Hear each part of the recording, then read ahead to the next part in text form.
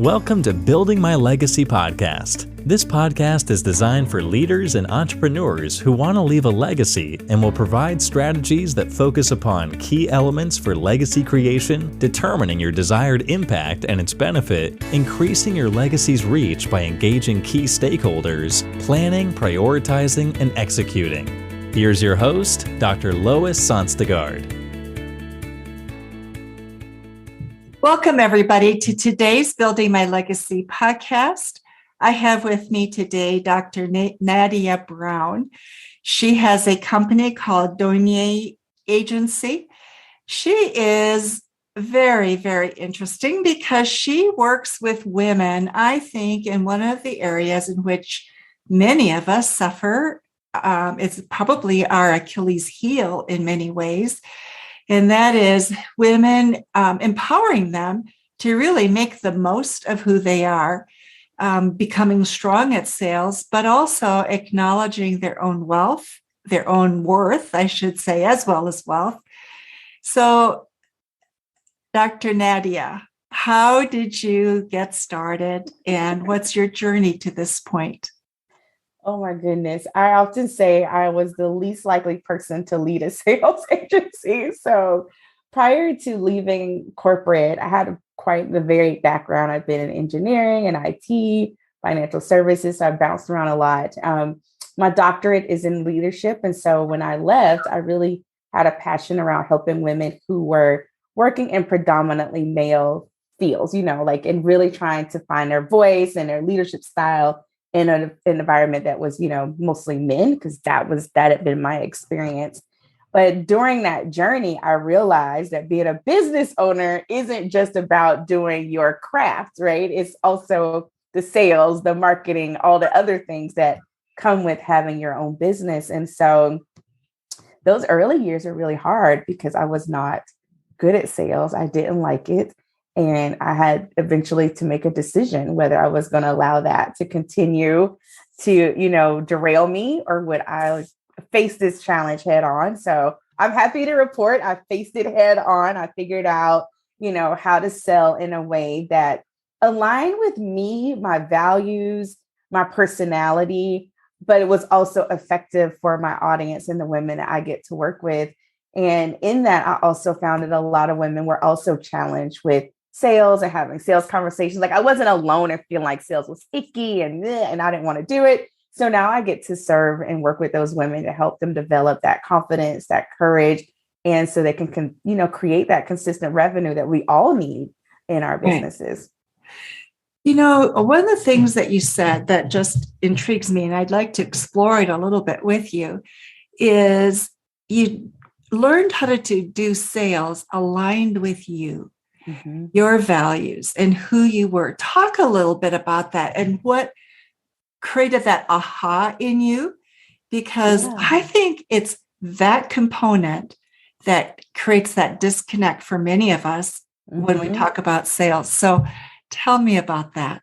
Absolutely. I completely agree. And so part of that journey, I ended up being a part of a team. I always tell people this was quite by accident. When they invited me to be part of the team, I thought I was going on the team to do one thing, which I did. But as part of that, I ended up doing some sales stuff and having sales conversations. And during that experience, one of the owners approached me one day and he was just like, Nadia, I don't know if you realize, but you sell very differently than my partner and I, who is also a male, but you're just as effective.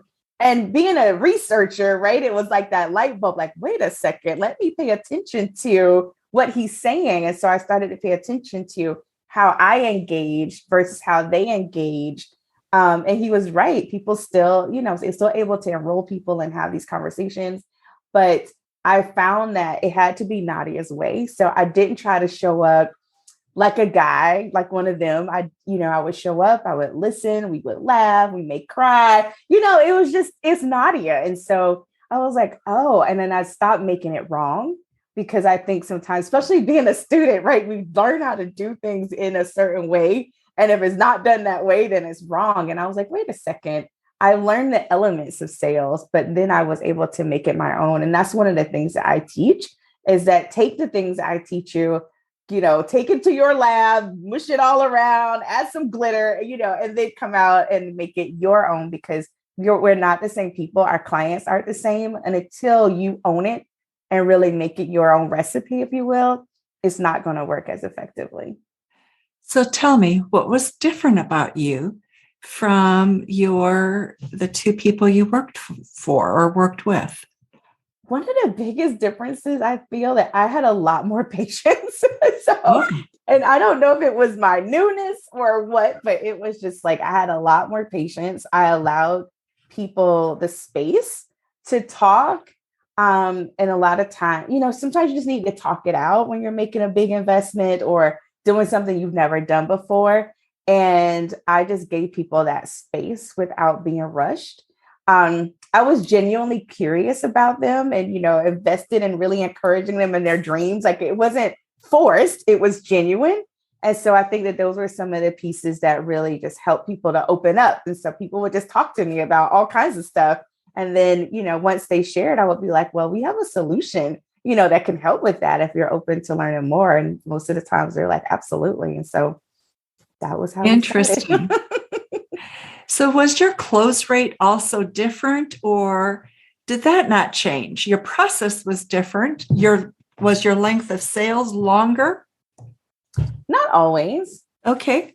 And I think that was also the fascinating part, like being a part of that process. And I look back and I'm still amazed, because I went from someone who completely did not like sales at all to really just growing into developing a level of comfort and developing a level of proficiency. So now on this team, I'm like number one salesperson. I'm like, how did this happen? And so there were all these different things. And I think part of it was I was just so determined. You're just like, I am going to master this. So part of it, I just went in like, I'm going to make mistakes.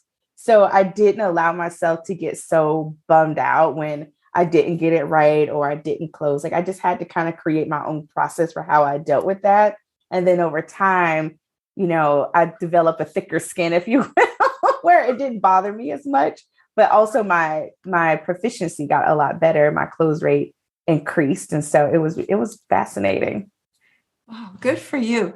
And now you work with women, especially women, primarily women. Is that correct? Absolutely. We do work with some men, but I find that I can definitely relate to the challenges that women have when it comes to sales. Okay. And so what is it that when women come to you, they come to you why? And what is it that they want you to help them with? Yeah, there are a couple different things that they want. One is a woman may come and she's just like, I just need to be more comfortable or include in having sales conversations, which usually also includes, I need to improve my close ratio. So we talk about how that works and how to have those conversations. Sometimes it's, I need to improve my sales systems. Like, I'm making sales, there is revenue, but I know that there are gaps. And so a woman will hire me to support her and possibly her team at that stage to just kind of look at where are the gaps and how do we systematize it. So that's where my IT and engineering brain comes in, very useful in those situations. And then there are times when she's just at a point in her business where she's like, I've been doing this, I figured it out by hook or crook, but I am at a point where I just don't have the bandwidth to personally be the salesperson anymore. And she's like holding on tight to that role, but she knows that she needs to now release it. And so I support her, even help her build her sales team, or in some instances that our team will do the sales for her, especially if she's like having an event or something like that. So now she has support in generating that revenue for her business. Okay, so wonderful. Talk a little bit about your business, if you would, and how you support people with sales, the full gamut, because you do more than just training. And I find that also very interesting. Yeah, the training actually, although I love it, was the latter part. It's part of one of our newer offerings. So when I first shifted the business and we started to launch the agency, we only did done for you. So it was all just coming in, supporting women so that they could do more of what they were really skilled at. And the revenue piece was taken care of. Right. But obviously there's only so many people we can support doing that because your business had to be at a certain level and all that kind of good stuff. And so we've started doing trainings like our Convert Labs, our 3-day intensives to really help you look at your systems, how you're having your conversations, close any of those gaps, and really get that in place. Because my vision, Lois, is that women get the support that they need to generate that in revenue. Because I know that most of us didn't start our businesses just to make like $1 million, right? Like it was a bigger thing. There was a bigger vision. And so when you have those resources, now you have the ability to hire support, to donate more, to do your philanthropic work, right? And then when you have support, it gives you more of your time freedom. And ultimately, it really helps you impact your legacy in terms of how you want to run your business, or if you want to sell your business, or you just want to spend more time with your family. Like it gives you a lot more options. And that's one of the things I'm really passionate about in the work that I do. Having more options. So you also manage people's sales teams if they need help managing their sales teams. Talk a little bit about that, if you would, please. Yeah. So there comes a time as your business grows where you're like, I need support. And then you're trying to determine where that support comes in. And I've, having been a person that people have hired, whether it's me as an individual or my team, they don't always know what they don't know in terms of hiring support. And I know it can be very unnerving when you're bringing someone in to support you, particularly when it comes to making sure you don't experience a dip in your revenue when your business is growing. Like that's the last thing you want, is to have that transition and now you don't have the resources. And so with that, we're able to support people in just how do you hire that person? How do you make sure you onboard them? How do you make sure that you set them up for success so that you don't experience those lows and you can confidently pass that off and grow a team if that's what you want. Some people don't want big teams, but there are those that are like, oh, I need a big team because I have a really big vision. And so we help with that and making sure they have all of those, because that's also a system and a process, and we help with that too. Got it. So what are some of the unique challenges that women have as they're growing their business that you see women struggle with? That is, maybe it's unique to women, maybe it's not unique to women, but what are those struggles? One of them is just this fear around the money, right? Like I feel like there are times when we don't dream as big. We don't, we're a little more reluctant to kind of go for some of our bigger dreams. And I would also say a part of that too is feeling like everything has to be perfect before we put our ideas out in the world.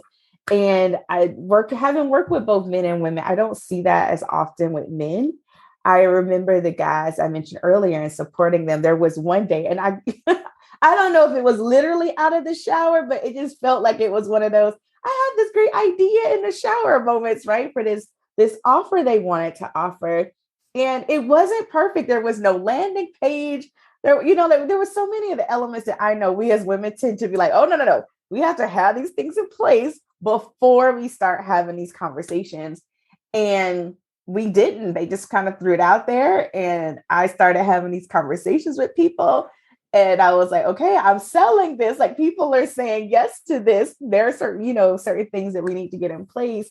And it was fascinating to watch that process and be a part of it, because when I left and now I'm doing things in my own business, I found myself kind of defaulting to, wait a second, no, I need the landing page to be right. And I need this in place. And it was like, no, you don't, Nadia. Like you've already done this. And so I see that a lot where I feel like our desire to have it all dialed in before we put it out can sometimes hinder us. And I'm not saying put stuff out there that's not somewhat together, but I do see the value in testing some things with the market, because then we don't waste the time in our offices building things that aren't in alignment with our audience. And now we're frustrated when it doesn't sell. And so, how do we, balance that part, that need and desire for it to be just right, but also the benefit and the value of just kind of putting it out there to see how the market responds. So then we can hone it before we, etch it in stone, if you will. Before you etch it in stone. Nadia, I really appreciate that perspective, because I'm with you on that one. I want it perfect. And it's so interesting because some of the research that Sally Helgeson has done on women in the corporate world and how they rise or don't rise, as the case may be, is women often look to getting it all perfect. Mm-hmm. And only men, if they have 3 out of 10 of the necessary components, they're quite happy and they're quite ready to move ahead. Yep. They're like, let's go for it. Isn't that interesting? Yep. So, a lot of times we talk about that glass ceiling as if somebody created it, mm-hmm. but a lot of times it's of our own creation, mm-hmm. because of what our mindset is, isn't it? Absolutely. That was the topic of my first book, How to Shatter Your Inner Glass Ceiling. It was all about the number of times that women told themselves no before anyone else gave them the opportunity, right? Like, you didn't even give someone the opportunity to say no. You thought about applying for this job or going after this big client, and then you talked yourself out of it because you're like, well, they're going to say no anyway, so why bother? And you just never know until you try. And so I think that that's definitely one of the lessons that I try to glean from the men is, you know what, Nadia, you don't know till you try. It's always a no unless you ask. So ask, what's the worst thing that can happen? The worst thing that happened, they say no, but at least you know that it was a no versus always wondering, like, maybe it wouldn't have been no. I think that is that fear of the no, fear of failure, fear of rejection, mm-hmm. which I think is something that women grow up with, even as part of our psyche. Mm-hmm. And so we do a lot to avoid it, don't we? We do a lot, yes.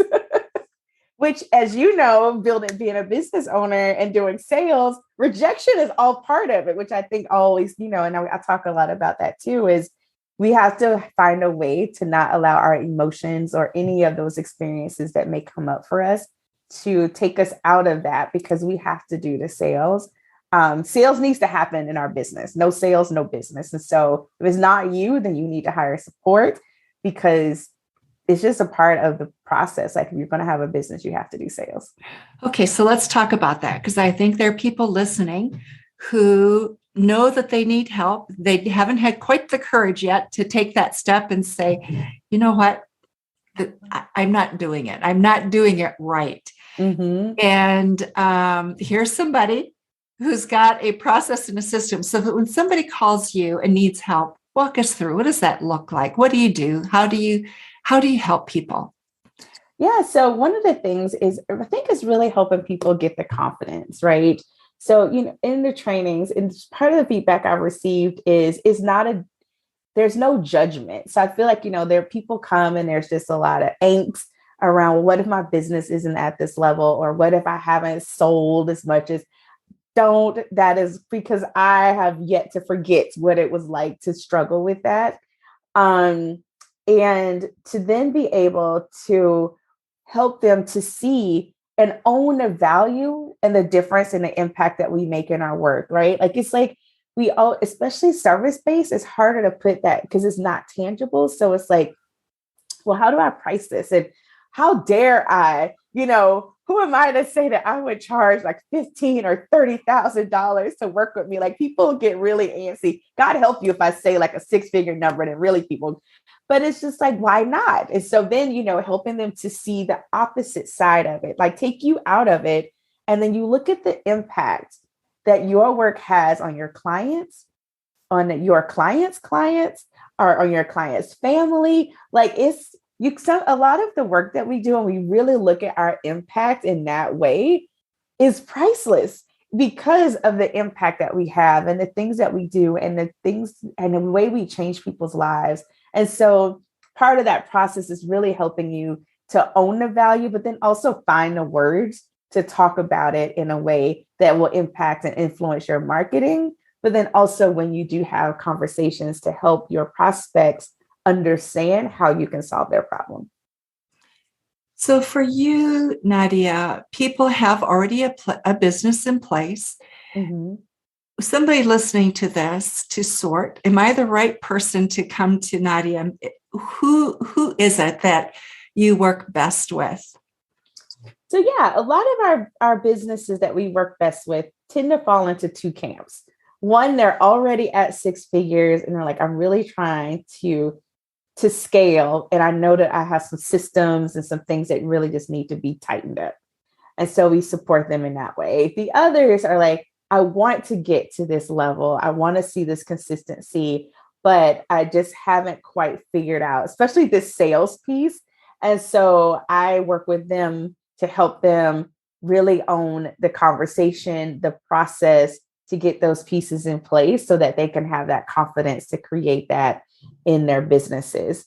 And one thing I share, and probably why I work really hard to keep the judgment out, is it took me years to figure this out once, I started my business. So with all the education I have, right, it was that sales and all, like you said, the fear of rejection and wanting to get it right the first time and all of those things really influenced and made it really challenging for me. And so I have a lot of compassion for people that are in that space. And so if you're like, I'm just trying to figure this out, then reach out. One of the things that we now offer is a diagnostic just to help people figure it out. Like, I take the time to, work with people to say, okay, let's just look at this, take a moment to just kind of diagnose what's going on. And then we can decide, am I the next best step? Like, working with our agency in some way, or is someone in my network actually a better next step for where you are right now in your business? And to be able to, support people in that way. Because a lot of times, to your point and your question, they don't know. They're like, right, all I know is my business isn't making enough money, right? That's all I know. But I don't know how to figure out what next step makes the most sense for this stage. And I remember being there and investing and like, just, being so frustrated with those investments. And so this year, that's one of the reasons why we created that offer. So I could, you could have a trusted person to be able to come alongside you and say, hey, let's just sit down, let's look at this, and then let's make a decision. And I work with I know a lot of great people that I've built relationships with over the years. And I am not at all offended if I'm like, you know what, Lois, I'm sorry. While I would love to work with you, I think that this, would be the next best step for you. And I would love to make that connection so you can get the support you need. So Nadia, sales begins with lead gen, right? Mm-hmm. And I think, so, at least for me, when I started in this world, and I was learning all the different pieces, I found myself going around and saying, you mean I have to learn content? You mean I have to learn how to do a funnel? You mean I have to? And the list kept going on. And it was like almost every month was a new discovery, right? Yes.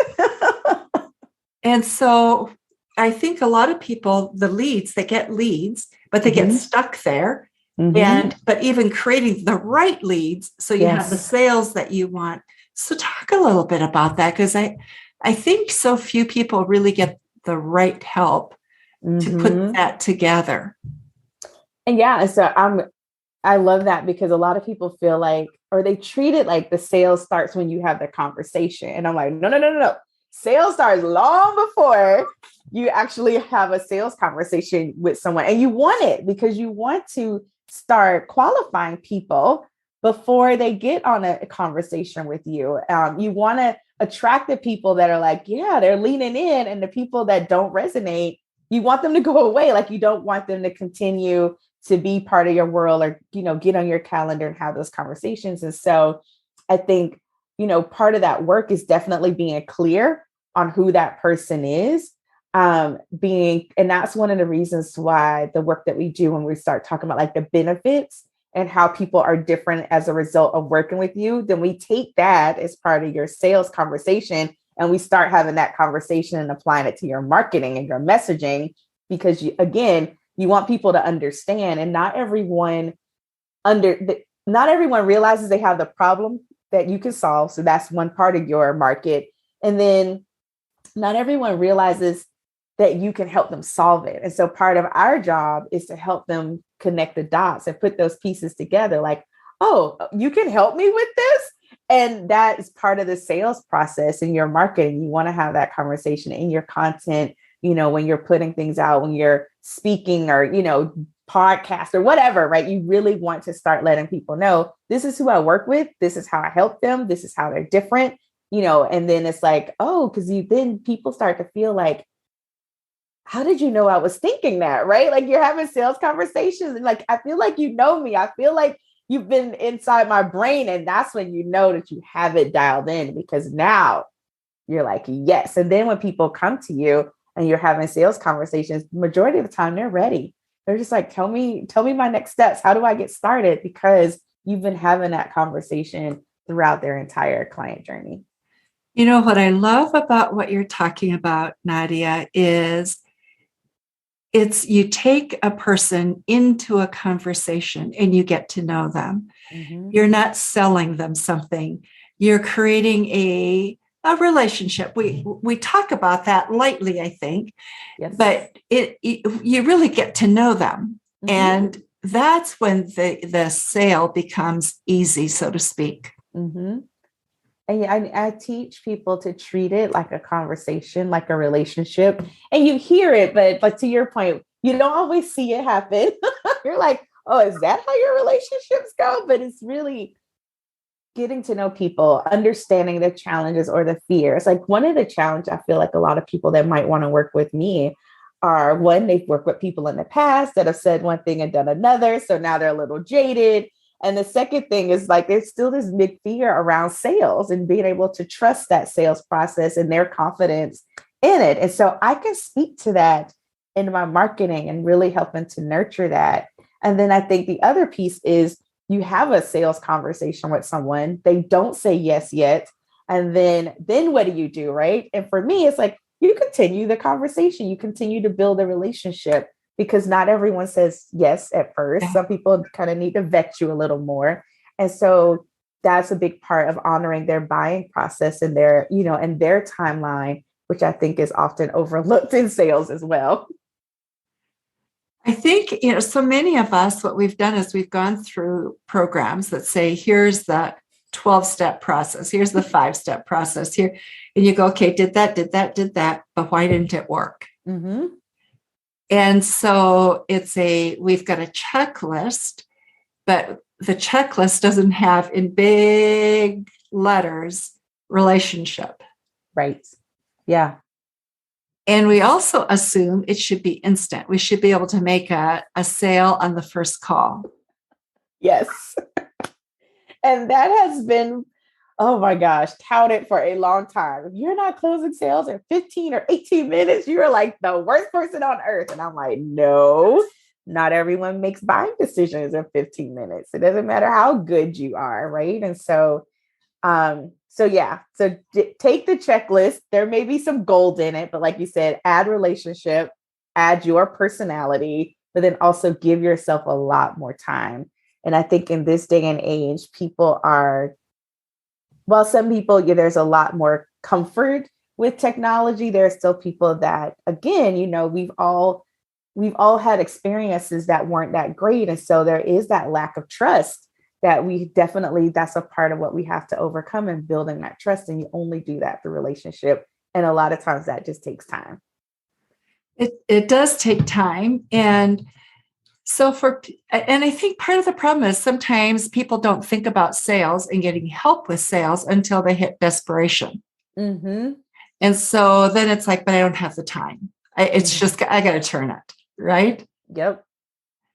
Yeah. It's funny you mentioned that, because not only do they do that when they need help themselves with learning, improving their sales skills, it happens when they need support with hiring a sales team. Right. So you make the same mistakes and like, I just need help right now. And you're looking for that solution that promises to fix this instantaneous.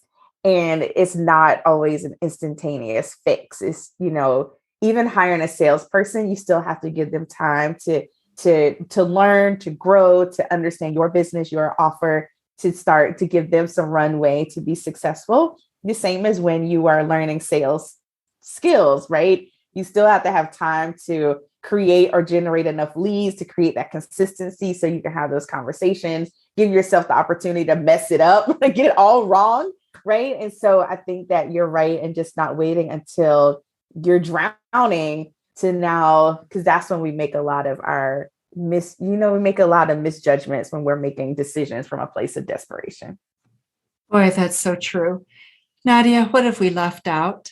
This has been a wonderful conversation, and I think one so important for everybody, and particularly for women, because I think women actually should soar at sales, because we tend to have an innate ability to build rapport. Mm-hmm.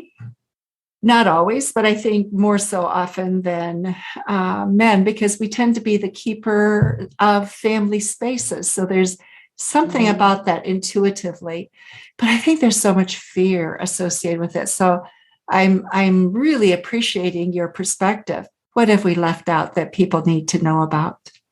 I think the biggest thing is, just like you said, I love how you just said we have that innate ability. And I think the fear starts to crush that and choke it out. And so allow yourself to create your own process to, if it takes you 45 minutes to have a sales call, give it, or if you just need to give yourself that amount of time so you don't feel rushed, do it.